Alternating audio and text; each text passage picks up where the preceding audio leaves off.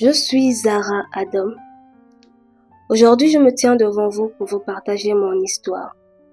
Une vérité que j'ai longtemps gardée, enfouie au plus profond de moi-même. Née dans une famille modeste de 2 enfants, ma grande sœur Nia et moi, nous vivions dans un monde de joie, d'amour et de rire.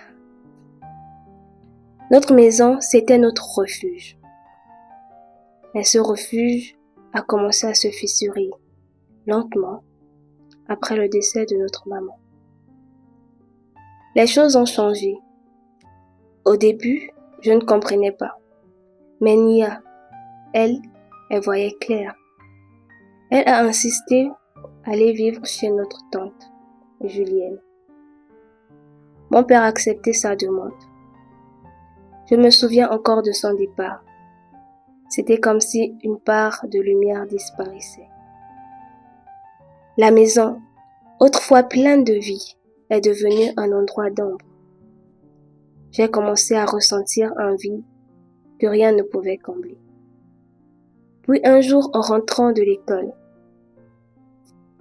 ce qui devait être un jour ordinaire est devenu un cauchemar. J'ai subi un acte de violence qui a bouleversé ma vie. Mais le pire, ce n'était pas l'acte en lui-même. C'était l'identité de la personne derrière. Ce n'était pas un inconnu. C'était mon propre père. Il m'a imposé le silence sous la menace. C'était un poids que je portais seul, un secret qui m'écrasait.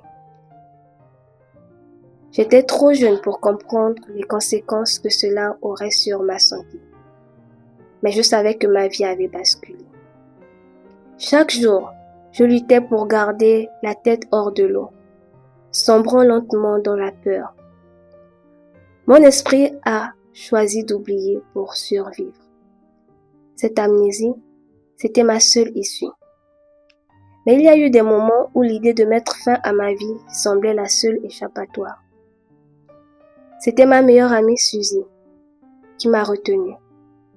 Elle ne savait pas, mais sa présence, ses encouragements étaient ma bouée de sauvetage. Même ma grande sœur à distance arrivait à m'envoyer des messages d'espoir. Pendant 3 ans, j'ai porté ce fardeau. J'ai continué à souffrir en silence, jusqu'à ce que je ne puisse le supporter. Et j'ai décidé d'en parler.